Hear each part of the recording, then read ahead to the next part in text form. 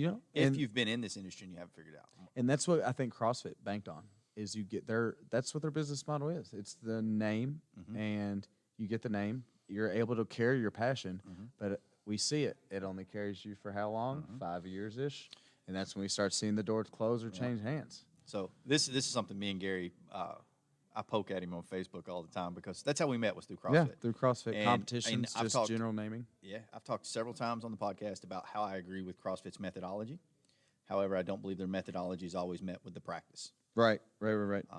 That's where I feel the breakdown. On paper, their methodology is actually very sound. Yeah. And I will go as far as saying, even when I research other coaches with programs or training now that are trying to be any type of influence as a coach, I try to look to see if they have some type of methodology printed out or some type of philosophy to back the reason that they program and do the way they do. Because it's like having moral code, right? You have a moral code towards your training. This is why I program the way that, like my website has all that. Right. It has that listed on there. Like, this is why I program the way I do. This is why I train people the way I do. This is the basis of how it's going to improve. That's one thing I look for in any training program. And I love that I do, even though I don't CrossFit anymore, I do love their methodology. Right, It is a very sound. I don't know that anybody can disagree with the methodology on paper, but then that information is lost when it comes into practical use. It's that practice. You know, let's think of an analogy here. We could look at it as like the grapevine thing of communication. You can tell somebody, hey, that rose bush is red. Yeah. You tell 100 people that by the time it gets to the 100th person, that rose bush is now has no thorns, it's blue, and it only grows in Seattle. Yeah, that's exactly right. You know, so that it's lost in the translation. When you spread something so thin, it's hard to find those genuine practitioners. Yeah. And I think that time exposes all that, though. You know, man, we see the people that are sound CrossFit enthusiasts, but they can speak way outside of that realm. Yep. You know, whereas we see the only CrossFitters, and they are either stagnant in their teachings. They're obviously going to be stagnant in their business practitioners. They're going to have 5 people leave, 5 people join, and they're going to be stuck in that financial limbo forever.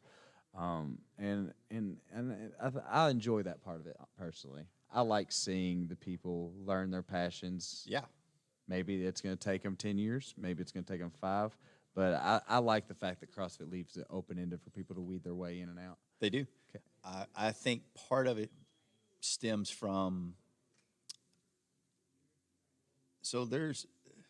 I like to level everything as beginner, intermediate, and advanced. Okay. So there's beginner CrossFit coaches, intermediate CrossFit coaches, and advanced CrossFit coaches.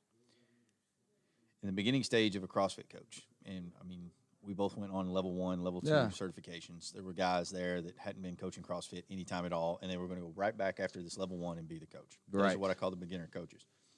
They now, granted, everybody's got to start somewhere, so I'm not knocking that at all. Right. It at least gives them a foundation. However, most people,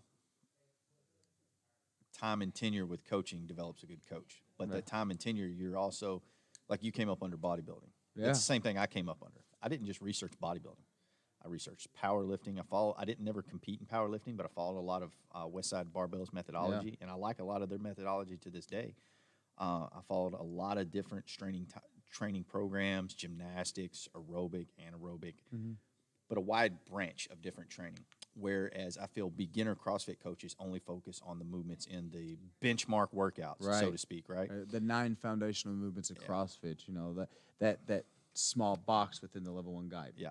Or another thing a beginner coach will do in CrossFit is they'll see you. I might be over here doing just some Tabata on a bike, right? They're like, "Oh, you're doing CrossFit." No.